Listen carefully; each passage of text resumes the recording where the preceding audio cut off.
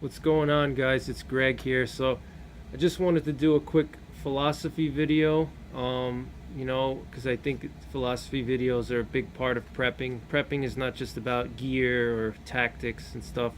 I think philosophy is an important subject. Um, I think one of the things I want to talk about today in this video, I'm going to create like a philosophy series, and I'm going to all my thoughts about like philosophy stuff and more like mental stuff. I'm going to put in that playlist. I'm going to start the series off by talking about what I think is like the whole bushcrafting and like the hardcore wilderness survival, and the priority for like starting fires. Like I think that that's not really practical in many senses, and I feel that the whole survival community now, like if you turn on YouTube or you watch like a TV show, like all these survivalists, they're all they talk about is now, don't get me wrong, like I'm a survivalist too, I guess you could say. Obviously I'm not like a professional survivalist. If I don't have like a TV show, but um I'm very skilled in survival, obviously, so I consider myself a survivalist. But um, I think that the mistake that a lot of people make, and it's kind of been trained into a lot of people's heads now, and it's like trained into people's heads that like as soon as you get lost, the first thing you have to do is start a fire. That's like your first priority. Start a fire. And there's like, if you go online, there's like hundreds of videos about starting fires. I mean, I feel that this people should not be spending that much time on starting a fire. I mean, you can literally just carry a big lighter and that just eliminates all that stuff. Even like primitive fire making, even like, you don't want to be in a position where you have to rub sticks together to get a fire going, because you're going to burn so many calories. I don't know how many of you guys actually have done it, but it takes a lot of effort. And like the bow drill, many times like making a bow drill, it's not really realistic. Like it's easy to do when it's like in the comfort of your house, and like you just walk outside and you have like unlimited time to sit there and carve the thing on to hold the stick, and you got to carve the holes with your knife. Um, it's really just not realistic for most survival situations, because you're not going to have all the time in the world to sit there and play with sticks and rub sticks together for 3 hours. Obviously, if you know if you're in a 100% wilderness situation and you need to purify water, of course. um, but if you're at the point where you have to rub sticks together to make a fire, that means that you don't have any gear with you. That means that you don't have anything but your hands. So there's not much you could really do with that fire except just cook some meat and warm yourself up. You're not going to be able to purify water unless you have some way of containing the water. Maybe like a coconut shell or something. But I feel that the the trend in the survival community and prepping is too much focus on fire starting and primitive shelters and bushcrafting. Obviously that stuff is fun. It's fun to go out in the woods and play and build fires and hang out, and it's fun. Obviously building shelters is fun. It kind of takes you back to when you're a kid. And you built forts when you're a kid. You take your dressers and put them together, and you make yourself a fort. I used to do that a lot. Me and my friends did that when I was really young. But it's not practical for WROL or without rule of law or shit hits the fan. It's just not practical because the world is going to be chaotic, and you're not going to want to sit there for 3 hours carving out a bow drill or rubbing sticks together, because it's just going to take you away from getting home or getting away from the disaster, and getting to a safer location. Um, and I just think that, like, also not even just that, but I feel that like fire starting is overrated. Many times you're not going to really need to start a fire like that often. Even like in the winter time, for example, unless you get hypothermic or like your hands start getting cold for whatever reason. Let's say you fell into like a puddle of ice water, or you stepped into a stream and your fingers getting cold and you need to start a fire, or your body's getting cold, you're getting hypothermic, then I can see starting a fire. But in the wintertime, I mean, you can literally, you have water all around you. You don't need to boil anything. You could just take the snow and melt it in a canteen, and and just do that. And if you're hiking and you're really hot, I know, like, all these, books and all these people, they say, oh, you can't eat snow because it's going to give you hypothermia. Obviously, if you're cold, if your body's cold and you're not really moving around, then yeah, it's going to burn. It's going to lower your core temperature. But if you're like hiking and running and your body's overheating, it's nothing's going to happen to you. And your priority is to get water anyway. If you're dehydrated, taking a little bit of snow in your mouth is not going to kill you, especially if you're active and you're hot, your body's overheated. Let's say you have a lot of layers and you're warming up. Throwing a little snow in your mouth is, it's not going to kill you. Obviously, if you're on the verge of hypothermia, or you're, like, in a naturally cold state, or if you're sitting for a long time and your core temperature is low, then yeah, don't eat snow. But if you're being active, sorry about that. If you're being active, then a little snow's not going to kill you. But I just think that there's a hyper focus on fire starting, and there's nothing wrong with that. It's good to know how to start a fire, obviously. And bushcrafting is the same thing. There's too much focus, in my opinion, on bushcrafting and making all these, like, complicated shelters. Shelters should be quick and easy. And many times you don't need to be building a shelter. You don't need to be, many times you can use your environment. You can use uprooted trees. You can use, caves, rocks. You could go under a bridge.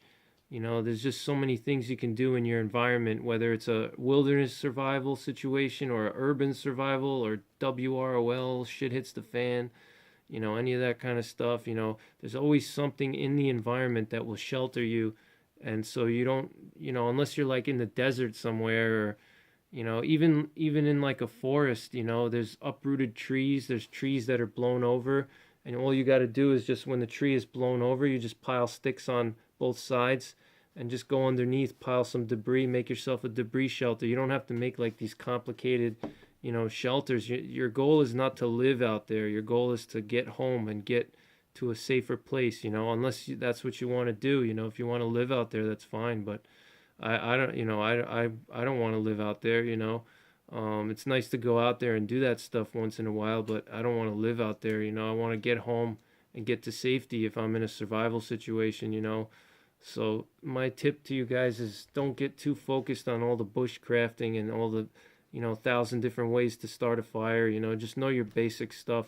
Like a fire plow is, in my opinion, one of the best ways to start a fire, because you don't have to make a drill or you don't need any cordage. Like a bow drill, you need cordage, you need a knife to carve everything.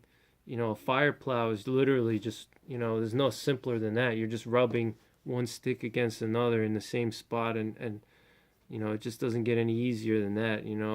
Obviously a bow drill is more efficient, but you guys have to use your common sense. Just take a lighter with you. There's no reason for you to be busting out a bow drill every time you need to start a fire. It's just it's not efficient. There's also more chances that you can injure yourself, like when when you have to make these implements. If you have to cut, like, a branch, or you got to carve everything, there's more chances that the knife can slip and you can cut your finger.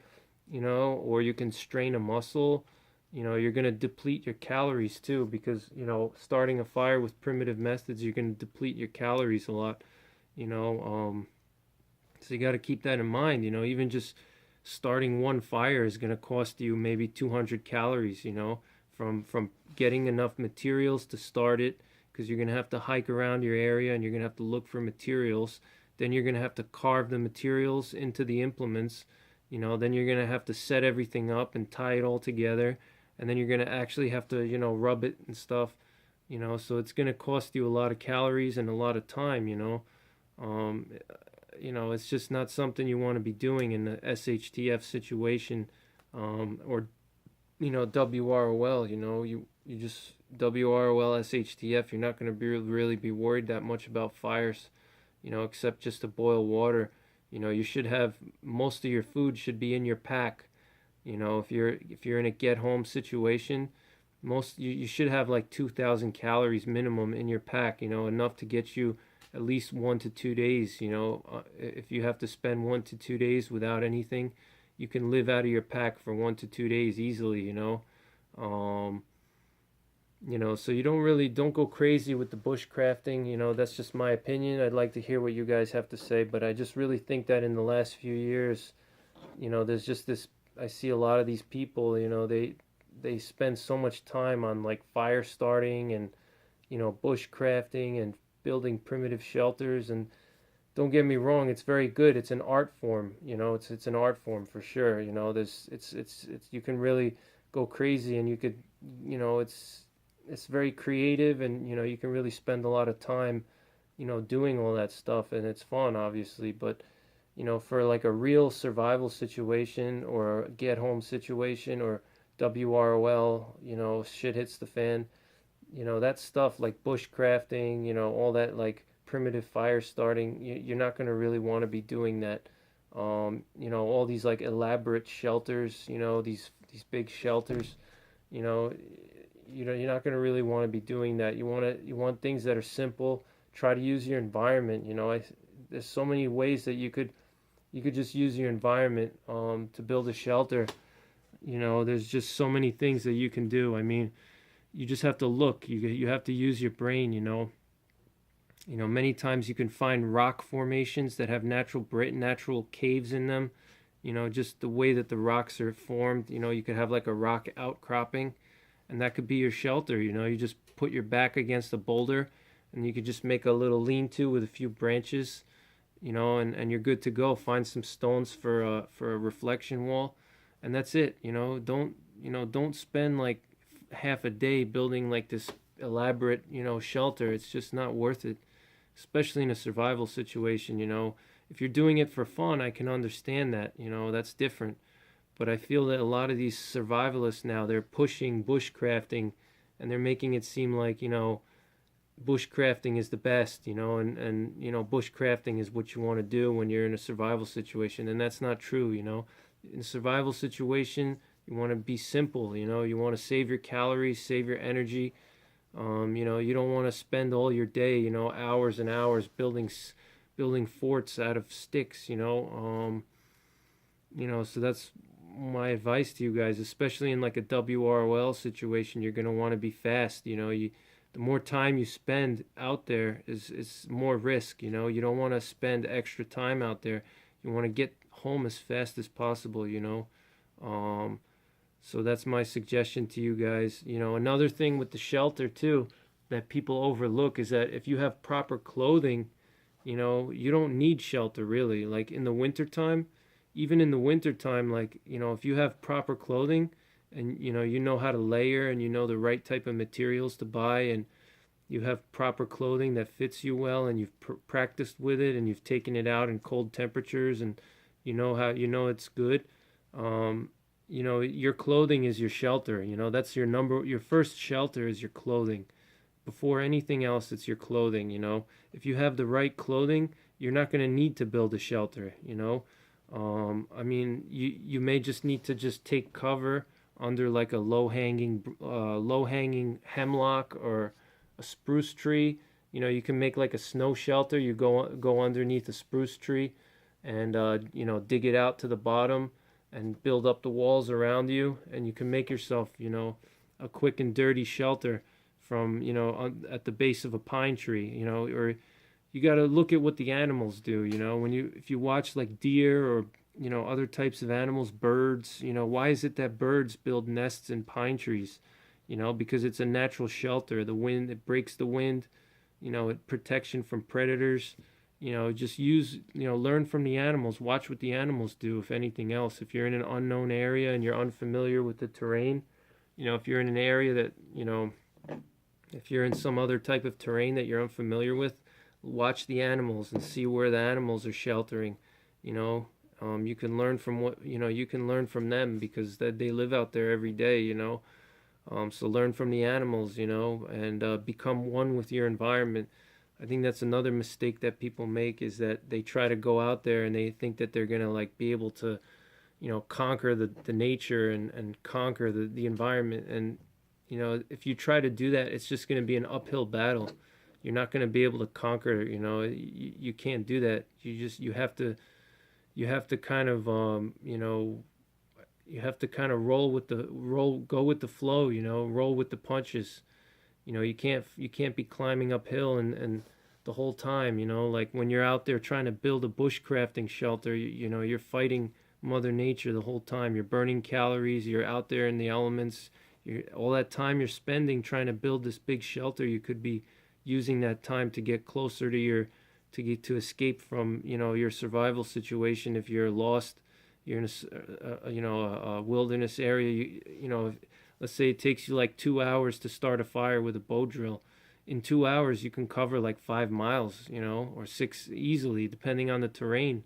You can cover a few miles in that time, and who knows where that's going to lead you. You may find a water source, you may find a food source, you may find your way out, or if it's WROL, 2 hours is a lot of time in WROL. You can cover 6 to 8 miles if it's in an urban location and it's flat. You can jog a few miles easily, in an hour. So just keep that in mind. Don't get too caught up on like all the bushcrafting and fancy shelters and fire starting 1,000 different ways. Just learn a few basic shelter things. Practice them, and most importantly, use your environment and be creative. Don't be rigid. The most important thing is you don't want to be rigid and say, I have to start a fire because I'm in the woods. You got to ask yourself, do I really need to start a fire? Is my core temperature low? Am I dehydrated? Do I even have water that needs to be boiled? Do I have meat that needs to be cooked? Why am I starting this fire? So just think about that. Don't just like go and say, oh man, I'm lost. I gotta immediately start a fire. That's not necessarily going to be your first priority. There's a lot of other things that are beyond the scope of this video. I could spend 3 hours talking about it, but I just wanted to quickly make a short video about philosophy. Basically that your main goal when you're in any kind of survival situation, whether it's WROL, SHTF, wilderness survival, any other kind of survival situation, your main priority is to get home and get away, from the danger. You don't want to spend, more time out there than you have to. So that's your first priority, is to get away, get out of the wilderness, or get home. If it's like an emergency, a disaster, SHTF, you don't want to be out there playing with sticks and fire. It's fun to do that on the weekends if you have free time. I definitely encourage people to do that. It's fun to go out there and play in the woods. It's definitely fun, but it's just not practical for realistic survival situations and realistic WROL. You're not going to be building bow drills. It's just not realistic in my opinion. So obviously, you can easily just take some fire starting implements. Ferro rod, lighter, all those basic things, that's going to save you hundreds of calories.